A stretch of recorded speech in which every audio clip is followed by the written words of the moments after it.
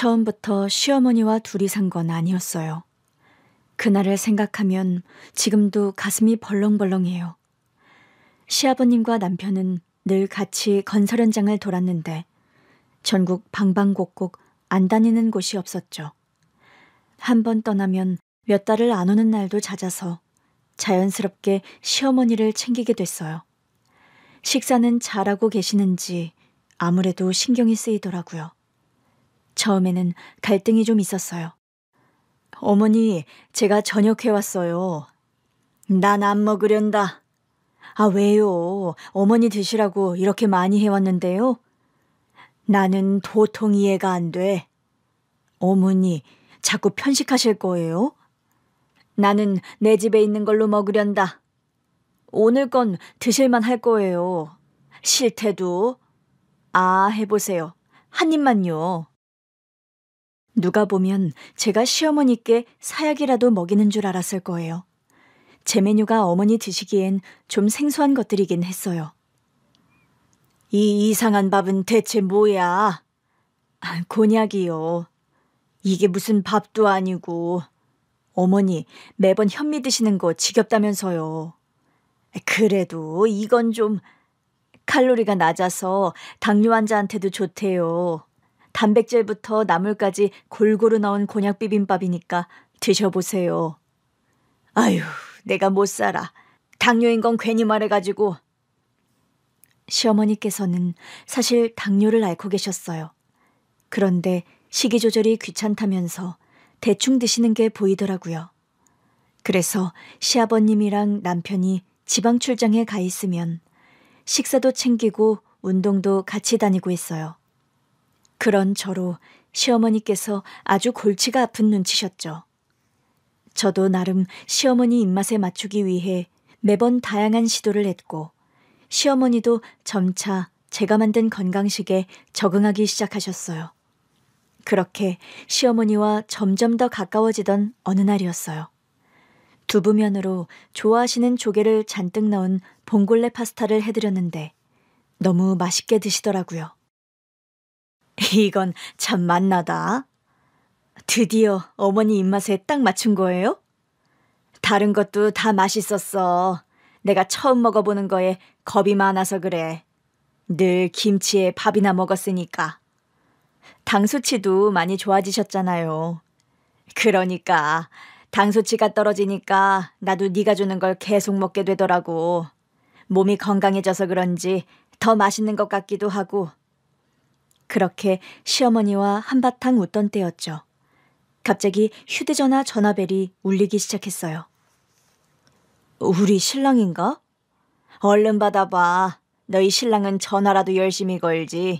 내 신랑은 아무것도 안 한다. 문자를 해도 나흘에 한 번 볼까 말까 해.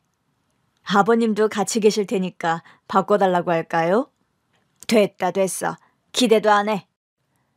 그런데 전화를 걸어온 사람은 남편이 아니었어요. 그 전화는 다름 아닌 남편과 시아버지의 사고 소식을 알린 전화였어요. 시어머니와 저는 한밤중에 택시를 타고 지방 시내에 있는 병원까지 달려갔어요. 그러나 병원에 도착함과 동시에 시어머니는 쓰러지셨죠. 남편은 이미 세상을 떠난 상태였고 시아버지는 위중하신 상태였거든요. 급히 수술에 들어가셨는데 시어머니는 아들인 제 남편이 세상을 떠났다는 것을 견디지 못하셨어요.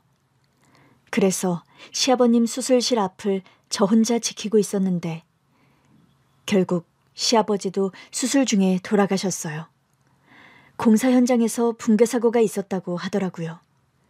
그 일로 노동 현장에 있던 사람들 여럿이 다쳤다고 하더라고요. 그러나 그들 중 세상을 떠난 건 우리 남편과 시아버지뿐이었어요.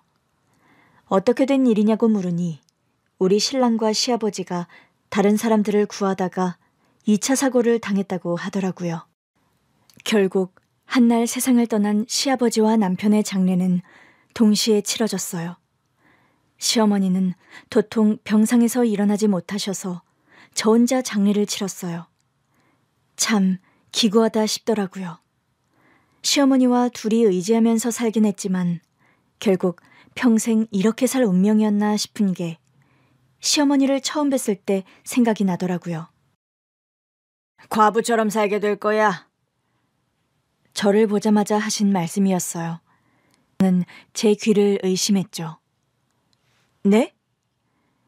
네 남편이랑 사는 거 과부처럼 사는 거나 다름없다고. 나도 이 양반이 평생 공사 현장 돌아다니면서 사는 바람에 그렇게 살았어. 평생을 과부처럼. 그러자 시아버지께서 호탕하게 말씀하셨죠. 무슨 말을 그렇게 해. 과부였으면 애를 어떻게 낳아. 아휴, 며느리감 앞에서 못하는 소리가 없어. 당신이 섭섭한 소리를 하니까 그렇지. 시부모님 사이가 참 좋으시더라고요. 그 모습을 보고 우리 남편과의 결혼이 더 기대됐던 것 같아요. 먼저 결혼한 친구들에게 남편이 자주 지방으로 일을 간다고 했더니 좋겠다고 손뼉을 치더라고요. 너희 시부모님도 그래서 사이가 좋으신가 보다. 맞아. 나는 좀 떨어져 있고 싶다. 제발 저녁 좀 해결하고 왔으면 좋겠어. 매일 남편과 사는 친구들의 배부른 소리라고도 생각해요. 저는 남편을 출장 보내는 게 매번 아쉬웠거든요. 우리 시어머니도 그러셨고요. 남들은 가끔 보니 더 애틋한 거라고 하지만 매일 싸워도 그냥 꼭 붙어있고 싶은 게 저나 시어머니 마음이었어요. 그렇게 서로 의지하면서 신랑들을 기다리며 살았는데 한날에 한 번에 두 사람을 잃고 나니 더 힘들더라고요. 병상에서 일어난 시어머니는 나란히 안치한 남편과 시아버지의 유골함을 보고 오열하셨어요. 내가 이 꼴을 보려고 평생을 두 놈들을 기다리며 산 게 아닌데. 어머니, 넌 이제라도 새 출발해. 넌 아직 젊잖아. 어머니, 장례 치른 지 얼마나 됐다고요? 글쎄, 지금이 뭐 3년상 치르는 시대도 아니고 넌 할 도리 다 했다. 이 두 놈들은 내가 평생 가슴에 묻고 살 테니까 너는 새로운 삶을 살아. 네 아들도 내가 키우마. 내가 이 집 남자들 다 책임지고 살 테니까 너는 떠나. 시어머니는 한동안 저에게 문도 열어주시지 않고 정말 저랑 연을 끊으시려고 했어요. 처음에는 그냥 슬프셔서 그러는 거려니 했는데 갈수록 진심 같아서 섭섭하더라고요. 그래서 시어머니 댁 앞에서 떡하니 버티고 서 있었죠. 몇 시간 지나니 나오시더라고요. 아니, 너 또 왔어? 어머니께서 하도 문을 안 열어주시니까요. 그냥 기다렸어요. 초인종을 안 눌러야 나오실 것 같아서요. 저는 어머니가 너무 슬퍼서 하시는 말씀인 줄 알았어요. 제가 진짜 어머니 며느리로 안 살기를 바라시는 거예요? 네가 왜 내 며느리야? 네 남편도 없는데 이제 남남이지. 어머니, 저 친정도 없는 거 아시면서 버리시겠다는 거예요? 순간 시어머니의 표정이 무너지더라고요. 어머니, 아시잖아요. 저 일찍이 엄마 잃고 아빠는 재혼하셔서 갈 데 없는 거 아시잖아요. 상견례 때 저희 부모님들 보시고 저한테 그러셨잖아요. 너도 참 외로웠겠다. 그래도 이제 내 아들이랑 가족이 되니 내가 네 새엄마보다는 정을 줄 수 있지 않을까? 잘 지내보자. 시어머니는 부모에게 받지 못한 제 외로움을 알아봐 주신 분이었어요. 어쩌면 그때부터 시어머니를 향한 호감이 시작된 걸지도 모르겠어요. 저는 시어머니의 손을 잡았어요. 어머니, 우리 이제 슬픔에 빠져 있을 시간이 없어요. 먹고 살아야 하잖아요. 어? 우리는 집을 합치고 한쪽 집을 정리한 돈으로 백반집을 차리기로 했어요. 제가 이사하는 게 더 낫겠다 싶어 저랑 신랑이 살던 집을 처분하겠다고 했죠. 백반집을 차리기로 한 건 주부였던 우리 두 사람이 할 수 있는 제일 나은 선택이었어요. 운 좋게 회사 근처 가게로 자리를 잡은 덕에 생각보다 백반집이 잘 됐어요. 물론 백반 팔아서 부자가 될 순 없었죠. 그래도 아들을 키우는 데 있어 금전적인 어려움은 없었어요. 다만 제 걱정은 늘 어머님의 건강이었죠. 어머니, 혹시라도 힘드시면 말씀하셔야 하는 거 아시죠? 만약에 어머니가 못하셔도 직원 하나 뽑아서 같이 하면 되니까 어머니께서 무리하실 필요 전혀 없는 것도 아시죠? 맨날 같은 소리. 나 괜찮아. 당 수치도 오히려 떨어져서 약도 줄였잖아. 다른 데가 아플 수도 있잖아요. 너 나 늙었다고 무시하냐? 나 이 정도는 거뜬해. 너야말로 장사하랴 애 키우랴 몸 생각해야지. 우리 고부는 서로를 위하면서 살아갔어요. 그러다 보니 어느새 10년이 훌쩍 지났더라고요.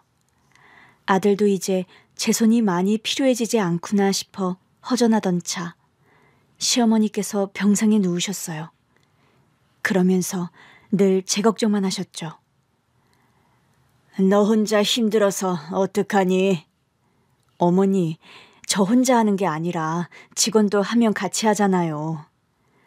그래도 내가 도와야 하는데. 어머니는 아무 걱정 말고 쉬세요. 제가 건강만 생각하시라고 늘 말씀드렸잖아요. 살다 보면 다 고장나고 그러는 거지. 너나 조심해. 너는 아직 더 신경 쓸 수 있잖아.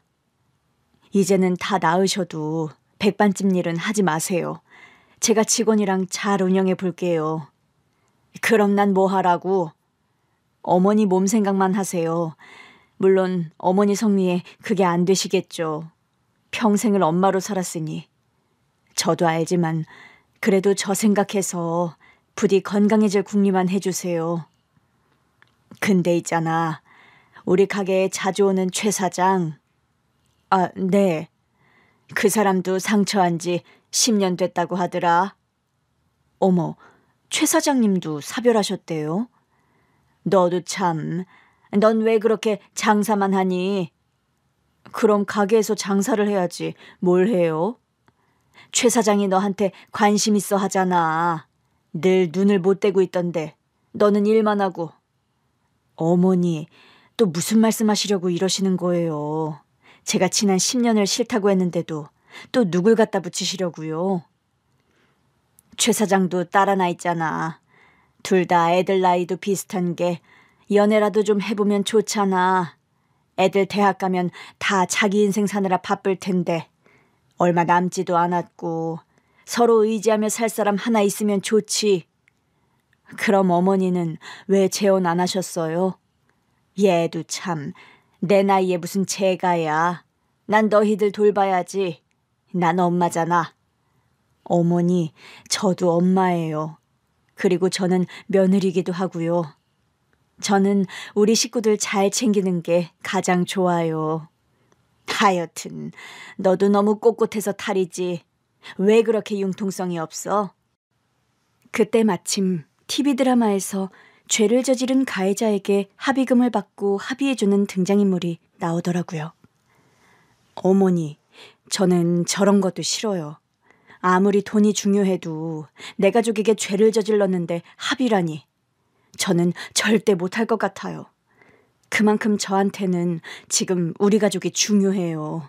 우리 가족보다 더 중요한 건 없어요. 하여튼 매사 꼬장꼬장해서는 아쉬운 소리 하는 법도 모르고 담백하기만 하지. 그러니 너 혼자 다 하고 사느라 얼마나 힘들어?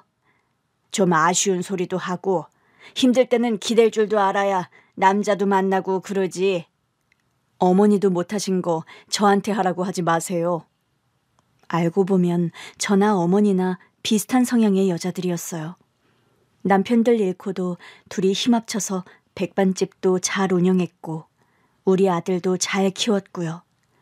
아빠 없는 애라고 위축될까 봐 학교에서 학부모 참여 행사가 있으면 시어머니랑 저랑 꼭 둘이 갔어요.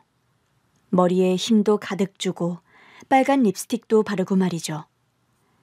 그런 시어머니가 병상에 누우시자 저도 왜 그렇게 살 힘이 없어지던지 장사 마치고 집에 오면 누워 계신 시어머니 곁에 엎드려 잠들기 일쑤였어요. 시어머니는 그런 저를 매번 깨우셨죠. 얼른 가서 자. 여기서 자면 몸 베겨서 안 돼. 종일 일하고 와서 이렇게 자면 어떡해? 어머니, 전 어머니 곁에 있는 게 더 좋아요. 그러다 너까지 쓰러진다. 쓰러진 건 나 하나로 좋게. 얼른 가서 푹 쉬어. 내일 또 장사해야 하잖아. 시어머니는 늘 제 걱정뿐이었지만 저는 시어머니 생각뿐이었어요. 장사하다가도 행여나 혼자 계시다 돌아가시는 건 아닐까 불쑥불쑥 걱정이 일더라고요. 그래서 불쑥 전화를 걸 때도 있어요. 어머니 괜찮으세요? 당연히 괜찮지. 또 걱정돼서 전화했어? 식사는요? 먹었어. 간병인 아줌마가 다 챙겨주잖아. 간병인 좀 그만 쓰면 안 되겠어? 돈이 보통 드는 게 아니잖아. 간병인은 꼭 필요해요. 어머니 혼자 식사도 못 챙겨 드시는 데다 언제 의식 잃으실지 몰라서 더더욱이요. 요양병원 가는 것보다는 안 드니까 걱정하지 마세요. 식사하신 거 맞죠? 다 먹었으니까 걱정하지 말고 너도 밥 먹어. 저는 걱정하지 마세요. 간병인 아주머니께 혹시라도 무슨 일 있으면 바로 연락을 달라고는 했지만 도통 마음이 놓이지 않더라고요. 그러다 결국 시어머니도 돌아가셨어요. 남편이 시아버지와 사고로 같이 떠난 지 10년째 되던 해였어요. 갈 곳 없는 제가 의지하고 살았던 시어머니는 돌아가시기 직전 저에게 한 말씀을 남기셨어요. 나 가고 나면 어떤 아이가 찾아올 거야. 알 수 없는 말씀을 하셨는데 그냥 돌아가시기 전 선망처럼 알 수 없는 말씀을 하시는 게 아닐까 생각하고 지나갔어요. 그런데 시어머니의 장례식장에 정말 한 아이가 국화꽃을 들고 나타난 겁니다. 너 혼자 왔니? 놀라서 아이에게 묻는데 생각지도 못한 내 인생 초특급 드라마가 시작됐어요. 저랑 같이 왔어요. 아이의 뒤편에서 아이 엄마로 보이는 사람이 들어오더라고요. 새언니, 처음 뵙겠습니다. 잠깐만요. 새언니라니요. 왜 저를 그렇게 부르세요? 저희 엄마 며느님이시잖아요. 네? 아니, 저는 도통 무슨 말씀을 하시는 건지. 우리 남편한테는 여자 형제가 없어요. 오빠도 모르셨을 거예요. 엄마한테 얘기 들었어요. 아빠랑 오빠 모두 이미 세상을 떠났다고요. 네? 정말 우리 어머니의 딸이라고요?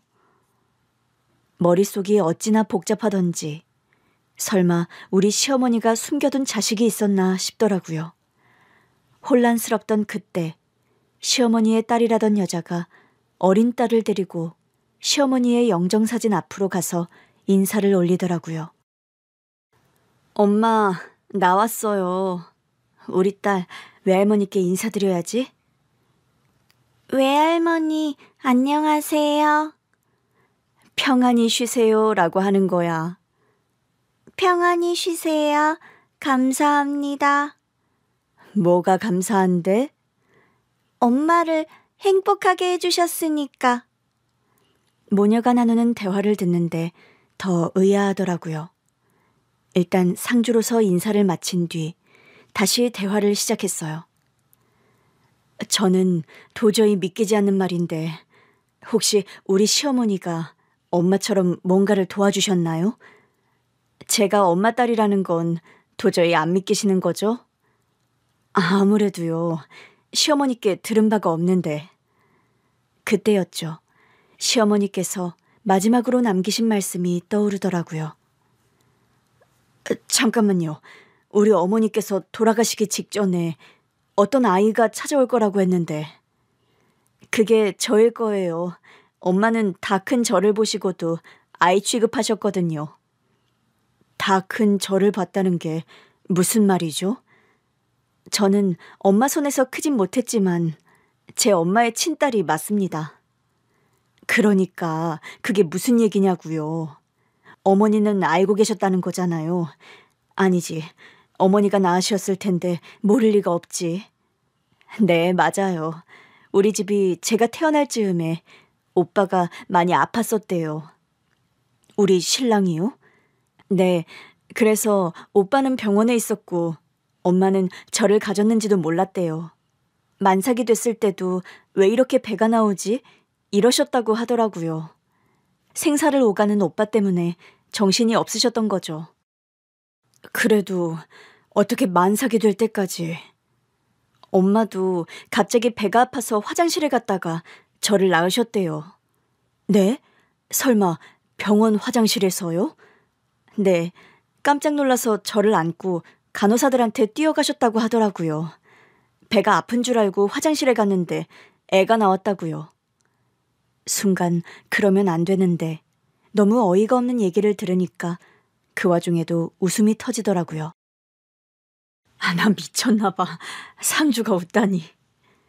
저도 처음에는 어이가 없다가 그 상황을 상상하니까 웃음이 나더라고요. 엄마도 그때를 생각하면 어이가 없어서 웃음이 난대요. 근데 그때는 저를 키울 수 있는 상황이 아니셨던 거죠. 설마 고아원에. 아니요. 그건 아니었고 이웃 동네에 자식이 없어서 전전긍긍하는 중년 부부가 있었대요. 번뜩 그 집이 떠올랐었나 봐요.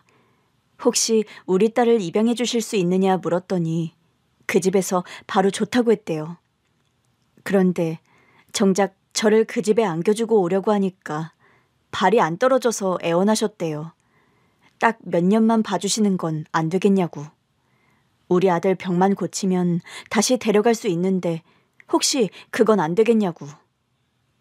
그건 안 됐을 것 같은데요. 네, 그랬던 거죠. 그래서 일단 그 집에 입양이 된 건데 우리 양부모님 입장에선 엄마가 다시 찾아와서 저를 내놓으라고 할까봐 무서우셨나 봐요. 그래서 저를 데리고 미국으로 가셨던 거죠. 미국에서 크셨어요? 네. 저한테 친엄마가 따로 있다는 사실도 모르고 컸는데 엄마가 아프시다는 소식을 건너 들으셨나 봐요. 저한테 얘기를 해주시더라고요. 행여나 나중에 알고 원망할까봐 말해주는 거라고. 사실은 네 친엄마는 따로 있다 그러시는데 며칠은 잠도 못 잤어요. 이게 다 무슨 일인가 싶고 그 친엄마가 아무래도 오래 못 살 것 같다니 빨리 만나보긴 해야겠는데 마음이 진정이 안 된 거죠. 도대체 언제 만나신 거예요? 못 만났어요. 네? 일단 연락을 드렸는데 제가 마음의 준비가 안 됐다고 하니 지난 얘기를 들려주셨어요. 다행히 오빠는 건강을 회복했고 그 뒤에 저를 보고 싶어서 몰래 입양 보낸 집 근처를 배회하셨다고 하더라고요. 그런데 동네 사람들이 그 집 이민 갔다고 하니까 몇 날 며칠을 앓으셨다고 하더라고요. 그 후로는 아예 저랑 연락할 멋도 없었고 그냥 미안해서 찾을 생각도 못 하셨대요. 그러다 아프신 뒤에 가장 친한 친구들에게만 제 존재를 얘기했는데 그 친구가 또 발이 넓은 친구에게 혹시 우리 양부모님 연락처를 알 수 있느냐 물었던 거죠. 물어서 결국 저한테까지 그 연락이 닿았나 봐요. 참 신기하네요. 그럼 어머니는 아가씨를 못 보고 돌아가신 거예요? 제가 바로 한국으로 올 수 있는 상황도 아니었어요. 그래서 휴대폰 연락을 자주 주고받았죠. 우리 딸 사진도 보여드렸고요. 그래서 네, 본인이 돌아가실 걸 알았는지 돌아가시기 전날 밤 저한테 문자를 남기셨더라고요. 아무래도 먼저 가야 할 것 같다고요. 자식 버린 죄로 결국 네 얼굴을 못 보고 가나 보다. 하지만 죄책감 갖지 말아라. 이건 그냥 내 죄의 몫을 내가 받는 거다. 그러면서 먼저 가서 너희들 잘 살게 빌고 있겠다고 하시더라고요. 급히 한국행 비행기를 끊긴 했는데 공항에 도착하자마자 부고 문자를 받았어요. 제 연락처가 엄마 휴대폰에 저장돼 있다 보니 연락이 왔던 거죠. 그럼 어머니께서 예상하고 말씀하셨던 거네요. 아가씨랑 우리 조카가 올 걸. 엄마랑 점차 편해지고 있었거든요. 이제 만날 용기가 생겼는데 결국 못 뵀네요. 이렇게 뵀잖아요. 아가씨로선 가장 좋은 효도하신 거예요. 날 버린 부모의 마지막을 지키신 거니까. 엄마가 통화하면서 늘 미안해하셨어요. 오빠가 아파서 입양을 보내긴 했지만 오빠한테는 얘기를 못했다고 하시더라고요. 자기 때문에 여동생이 입양 간 거 알면 견딜 수 있는 성미가 아니라면서요. 또 오빠 먼저 챙긴 것 같아서 미안하다고 하셨어요. 오빠가 그렇게 빨리 갈 줄도 몰랐다 보니 언젠가는 얘기해야지 하다가 못하게 된 거라고요. 우리 신랑은 정말 몰랐던 것 같긴 해요. 세상에 여동생이 있는 줄도 모르고. 저도 이제야 알았는 걸요. 우리 어머니도 너무하시네. 연락됐을 때 바로 알려주시지. 제가 마음 결정을 못해서 말씀 못하셨을 거예요. 키워주신 부모님을 당연히 제 친부모님으로 지금껏 알고 있었다 보니 받아들이기가 쉽진 않았어요. 그런데 어쩔 수 없이 자꾸 마음이 쓰이더라고요. 저도 우리 딸을 낳아봤잖아요. 자식 낳은 부모 마음을 아니까. 그런 생떼 같은 자식을 돈이 없어서 남의 집에 입양 보내는 심정을 생각하니까 낳아주신 부모님 가슴도 많이 문드러졌겠다 싶은 거예요. 마음이 이제야 좀 녹고 있었는데. 엄마는 어떻게 돌아가셨어요? 편하게 가셨어요. 집에서. 본인이 쓰시던 편안한 침대에서 나 좀 자야겠다 하시더니 그대로 돌아가셨어요. 세상에, 정말 편안하게 가셨네요. 아마 한이 없으셨을 것 같아요. 딸이 잘 커서 잘 사는 것도 아셨을 테니까요. 제가 조금만 더 일찍 왔다면 더 편하게 가셨겠죠? 정말 편하게 가셨어요. 아가씨가 잘 살아주는 게 어머니한테는 유일한 소원일 거예요. 얼굴 좀 못 봤다고 서운해하실 분도 아니고요. 그저 잘 커줘서 고맙다고 하셨겠죠. 맞아요. 그 말씀 하신 적 있어요. 잘 커줘서 고맙다고요. 나는 그거면 됐으니까 그 먼 데서 굳이 올 생각 안 해도 된다. 이렇게 연락만 해도 충분히 좋다 그러시더라고요. 행여나 지금 제 미국 생활에 폐가 되지 않기를 바라셨던 것 같아요. 돌아가시기 사흘 전에는 키워주신 부모님들께 감사 인사 좀 전해달라고 하시더라고요. 그래서 제가 물어봤죠. 저 데리고 미국으로 도망쳤는데도 감사 인사가 나오시냐고요. 그랬더니 이미 내가 내 손으로 입양 보낸 자식인데 사실 우리 양부모님이 나를 데리고 어딜 가든 그건 당연히 자유인 거라고요. 사실 우리 엄마 아빠가 그렇게 모진 사람이었나 싶어서 당황했었거든요. 근데 또 친엄마는 당연한 거라고 하시더라고요. 그래서 키워주신 부모님에 대한 새로운 면을 본 것 같아서 불편한 마음도 있었는데 그냥 풀기로 했어요. 어쨌든 버려질 뻔했던 저를 걷어주신 거니까요. 키워주신 부모님이 미국으로 도망갔다는 게 마음에 걸렸어요. 네, 아무리 그래도 형편이 안 돼서 저를 맡긴 친엄마 몰래 이민까지 간 건 좀 굳이 그렇게까지 해야 했을까 싶더라고요. 우리 다 힘든 시절이 있잖아요. 잘못된 선택을 하기도 하고 어쩔 수 없는 선택을 하기도 하고요. 언니랑 같이 백반집 운영해서 먹고 사셨다고 하더라고요. 네, 우리 남편이랑 아버님 떠난 뒤로는 그렇게 살았죠. 둘이라서 잘 버텼던 것 같아요. 우리 아들도 잘 키웠고요. 사실 저 너무 궁금해요. 사진 봤거든요. 지금 시험 기간이라 부득이 학교에 갔어요. 시어머니도 아마 살아계셨다면 무조건 학교 가서 시험 치르고 오라고 하실 분이어서 저도 가서 시험 보고 오라고 했어요. 아이들은 또 아이들의 삶을 살아야죠. 대신 제가 왔잖아요. 그때부터 시누이는 저를 도와 장례를 치르기 시작했어요. 처음에는 이래도 되나 했는데 생각해보니 어머니 진짜 자식은 시누이더라고요. 시험 치르자마자 아들이 돌아왔길래 고모랑 사촌동생을 소개해줬어요. 아들, 이분은 고모야. 고모? 네 친고모. 할머니가 사정이 있어서 다른 집에 입양 보냈던 딸. 미국에서 살다가 할머니 장례 같이 치르러 오셨어. 대박. 우리 아들은 그 한마디를 남긴 채 입을 다물지 못하더라고요. 그래도 애들이라 그런지 우리 아들과 조카는 금세 친해졌어요. 애들끼리 붙어서 수다 떠는 모습을 보는데 괜히 뿌듯하더라고요. 언니, 식사 좀 하세요. 아가씨는 드셨어요? 저는 배 안 고파요. 언니 먼저 드세요. 아가씨, 저기 애들 보여요?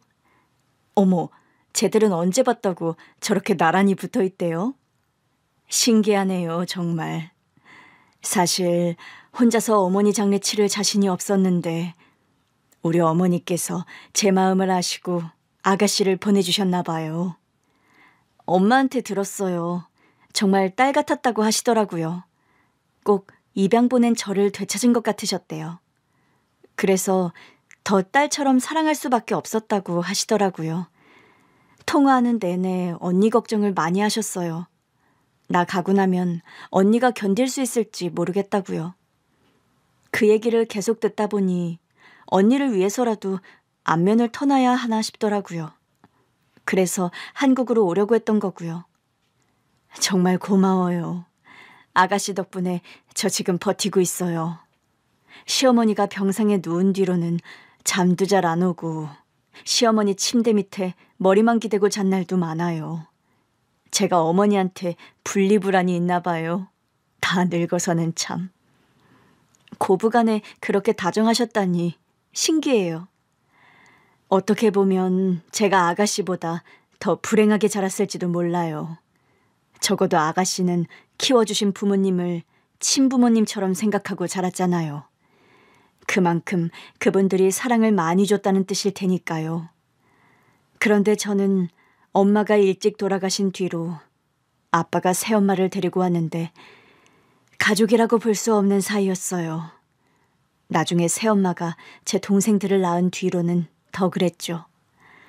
20살이 되면서 집을 나와서 살기 시작했는데 마음은 좀 힘들어도 그게 마음은 더 편하더라고요.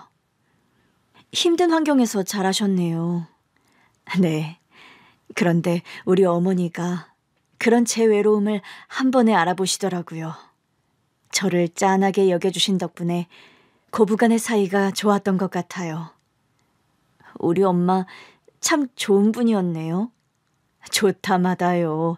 그러니 자긍심 가지셔도 돼요. 자긍심이요? 네. 비록 형편상 입양을 보내셨고 하루아침에 미국에서 살게 된 걸로 알고 있었겠지만 이렇게 책임감 강하고 성실한 분이 어머니셨다는 것에 자긍심을 가지시라고요. 저도 우리 어머니가 제 시어머니라 참 자랑스러웠거든요. 근데 오빠랑 아버지가 10년 전에 돌아가셨다고 하던데 어째 언니는 연애를 안 하시는 것 같아요. 뭐야, 우리 어머니가 아가씨한테도 부탁했어요? 내 재혼 자리 좀 알아보라고? 엄마가 생전에 그러셨어요? 네, 저한테 늘 새 출발하라고 하시던 분이었죠. 근데 나는 절대 재혼 안 해요. 우리 아들 생각해서라도 못 해요. 비록 아빠가 없다는 결핍은 있었겠지만 그것 외엔 부족한 거 하나 없이 키우려고 얼마나 애를 썼는데요. 언니가 재혼하거나 연애하면 부족한 환경이 되는 건가요? 내가 겪어봤잖아요. 우리 엄마 돌아가신 뒤 새엄마가 들어오면서 얼마나 불행해졌는지를요. 물론 어머니랑 둘이 백반집 운영하면서 사는 게 뭐 얼마나 대단히 잘 사는 일이었겠어요. 저축 같은 건 꿈도 못 꾸고 살았지만 그래도 한 끼도 안 굶고 살았어요. 우리 아들은 그런 환경에서 적어도 집에 들어온 새 식구 때문에 마음고생하며 살게 하고 싶진 않았어요.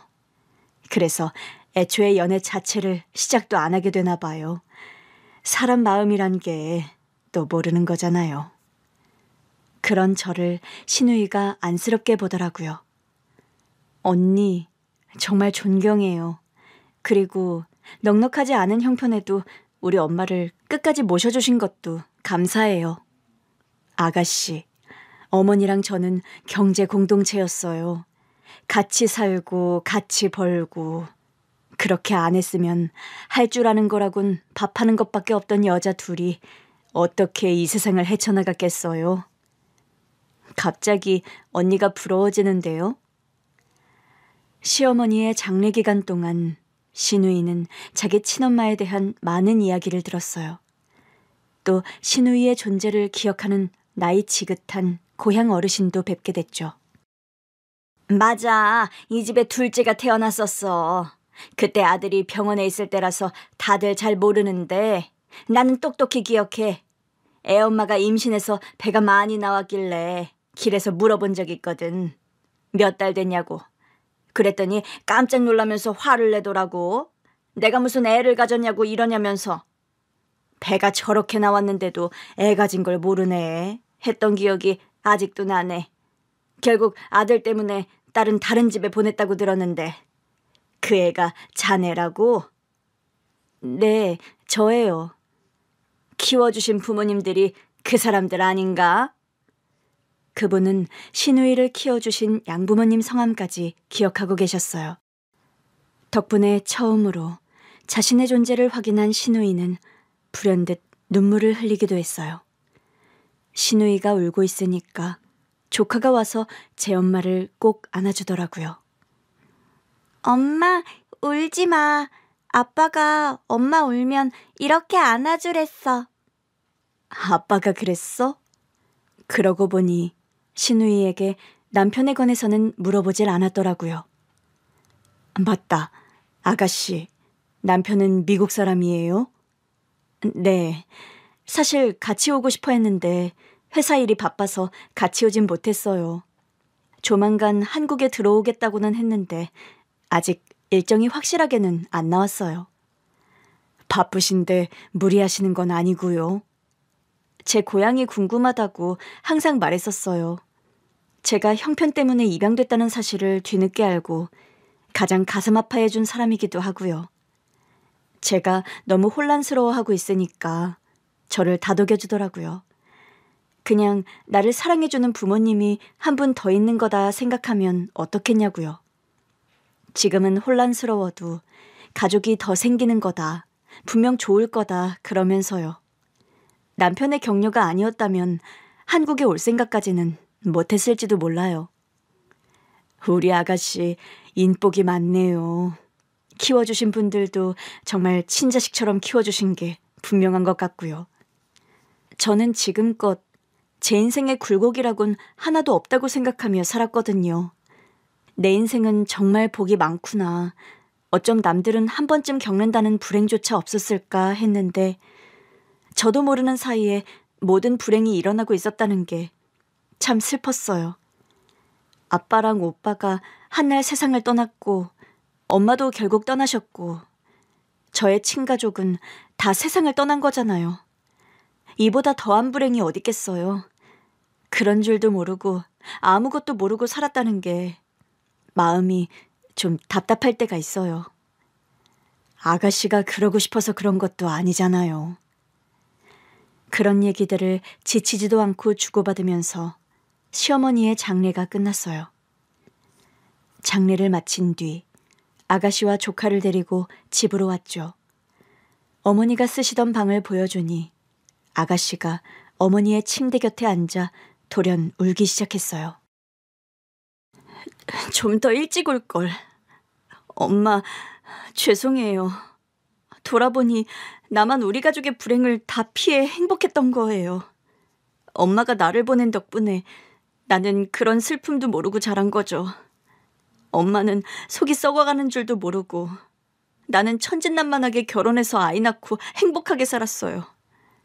우리 가족에게 이런 불행과 슬픔이 닥친 줄도 모르고. 신우이는 집안을 가만히 둘러보더니 저를 보더라고요.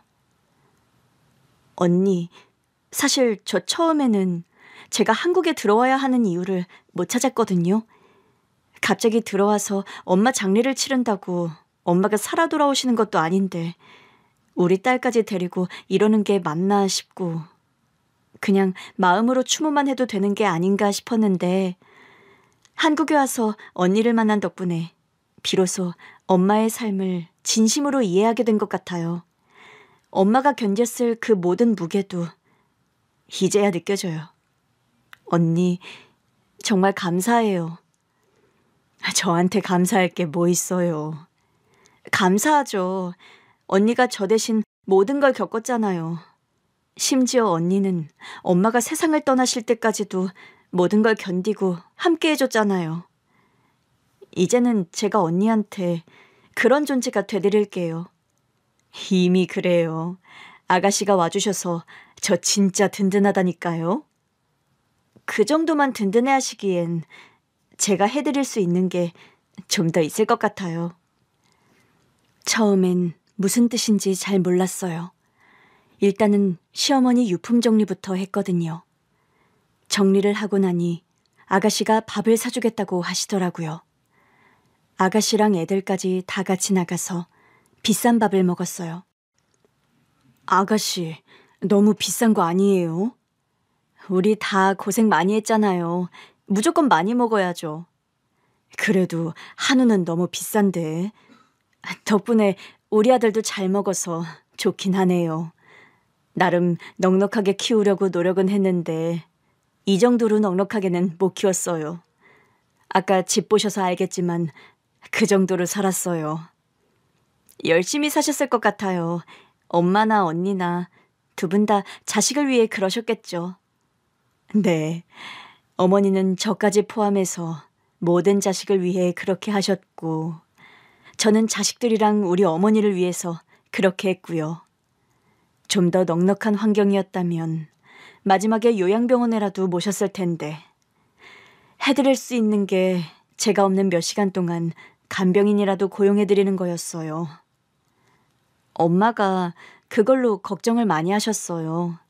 언니가 없는 형편에 무리하신다고요. 혼자서도 어떻게든 밥 차려 먹고 할 수 있는데 자꾸 돈을 쓴다면서 마음 아파하시더라고요. 아들 위해서 적금 부은 것도 본인 병원비로 다 쓴 것 같다면서 우신 적도 있어요. 하여튼 어머니도 참 돈은 또 벌면 되는 거니까요. 당장 내 식구가 아픈데 돈이 문제예요. 어떻게든 잘 치료받게 해서 더 오래오래 같이 살아야죠. 다음 날 신우이가 애들을 데리고 놀이공원에 가자고 하더라고요. 한 집에서 먹고 자고 하니 정말 식구가 된 것처럼 가깝게 느껴지기도 하고 이것저것 같이 하자고 하는 신우이가 귀여웠어요. 아마도 제가 슬플까봐 더 애를 쓰는 눈치더라고요. 아이들이 타고 싶다는 놀이기구에 줄을 서길래 우리는 애들이 보이는 벤치에 자리를 잡고 앉았어요. 언니, 우리 애들 참 예쁘네요. 그러니까요. 사진 찍어서 우리 신랑 보여줘야겠다. 사진을 찍어서 누군가에게 보내는 신우이를 보다가 저도 모르게 울어버린 거 있죠. 나는 이제 사진을 찍어도 보낼 사람이 없구나 싶어서요. 신우이가 제 심정을 알겠는지 제 어깨를 꽉 감싸주더라고요. 언니, 이제 제가 있잖아요. 저한테 보내세요. 그래도 돼요? 그럼요. 제가 괜히 신랑 얘기를 해서 언니를 슬프게 만들었네요. 사실 오빠 생각한 게 아니라 어머니 생각한 거예요. 오빠 먼저 간 뒤로는 사진 같은 거 찍으면 늘 어머니한테 보냈었거든요. 우리 애 학부모 참관 수업 있을 때도 늘 어머니랑 같이 갔고요. 모든 일상을 같이 했다 보니 가끔은 어머니가 제 친엄마처럼 느껴지기도 했어요. 워낙 어릴 때 엄마 품을 잃었다 보니 더 그랬던 것 같아요. 엄마도 언니가 있어서 하나도 외롭지 않다고 하셨어요. 그러셨어요? 네, 언니가 있어서 견뎠다고. 언니가 없었으면 정말 살림이 없었을 거라고 하더라고요. 저도 모르게 또 눈물이 나더라고요. 지금 제가 딱 그래요. 어머니 보내고 나니까 나도 엄마니까 더 힘을 내야 한다는 건 머리로는 알겠는데 왜 이렇게 힘이 안 나는지. 얼마 안 돼서 그런 거겠죠. 시간 지나면 또 사라지겠죠. 언니, 제가 있을게요. 언니 곁에. 아가씨는 미국에서 행복하게 살아야죠. 저 괜찮아요. 아직은 익숙하지 않아서 그래요. 언니, 안 그래도 물어보려고 했는데요. 저한테요? 뭘요? 언니, 혹시 미국에 가서 지내는 건 어떻게 생각하세요? 제가요? 네, 우리 조카도요. 물론 언니가 한국에서 계속 백반집도 운영하면서 있겠다고 하시면 한국에 집도 새로 마련해드리고 금전적인 지원을 해드릴 수도 있긴 해요. 금전적인 지원이요? 네, 사실 저 미국에서 꽤 잘 살아요. 남편이랑 회사를 공동 창업했는데 부자 소리 들어요. 공동 창업이요? 네, 남편이랑 대학에서 만났거든요. 둘 다 욕심이 많아서 매번 수석, 차석을 다투던 사이였는데 처음에는 라이벌이니까 좀 껄끄러웠다고 해야 하나? 눈만 마주쳐도 피해버리고 그랬는데 어느 날 우연히 남편이 다른 여자애랑 데이트하는 걸 보게 된 거예요. 갑자기 심장이 너무 뛰더라고요. 심장이요? 네, 화가 나서요. 왜 그렇게 벌렁거리던지. 그때부터 마음이 좀 싱숭생숭했는데 결국 고백은 그 사람이 먼저 했어요. 제가 평소랑 다르게 더 씩씩거리고 모른 척하니까 자기가 너무 힘들었대요. 사실은 저를 먼저 짝사랑했더라고요. 그렇게 대단한 사람 둘이 만나서 결혼을 한 거네요. 대단하다기보단 욕심이 많은 둘이었죠. 연애하면서도 일 얘기를 참 많이 했어요. 다른 사람들을 보면서 너네는 커플 같지가 않고 무슨 동업자 같다 그랬는데 저는 뭐 어떤가 싶더라고요. 둘이 같이 뭔가를 잘 해내면 더 좋은 거니까요. 남편도 그렇다고 하길래 그러면 우리 같이 회사 만들어서 잘 되면 결혼하자 그랬더니 남편에게는 엄청난 동기부여였나 봐요. 회사가 잘 되고 나니까 저한테 프로포즈 하더라고요. 어머, 무슨 드라마 속 얘기 같아요. 그 인생을 살았던 저로서는 그렇게 독특한지 몰랐는데 지금 와서 우리 연애사를 돌아보니 독특하더라고요. 어쩜 그렇게 비즈니스 파트너처럼 만나서 사랑을 싹 틔웠을까 싶기도 하고요. 우리 둘을 닮아서 그런지 우리 딸도 꽤 똑똑해요. 공부도 잘하고요. 근데 학교는 어쩌고 같이 한국에 온 거예요? 저희 부부 철칙이 무조건 가족이 먼저라는 거예요. 사업 파트너처럼 연애했다길래 가족이 먼저라는 철칙이 있을 줄은 몰랐어요. 겉으로 보기엔 그렇겠죠. 그런데 결국 우리 부부는 서로가 서로에게 좋은 동반자가 되기 위해 애썼던 것 같아요. 우리가 서로에게 좋은 가족이 되어주고 또 우리가 우리 아이들에게 좋은 가족의 울타리가 되어주기 위해 애쓴 거죠. 근데 언니랑 엄마의 삶도 결국 그랬던 거잖아요.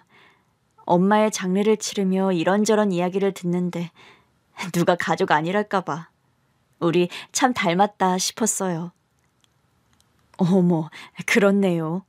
어머니랑 나도 결국 같이 먹고 살기 위한 공동체로 힘을 합친 게 그 시작이었으니까요. 우리 아들도 잘 키우고 싶었고요.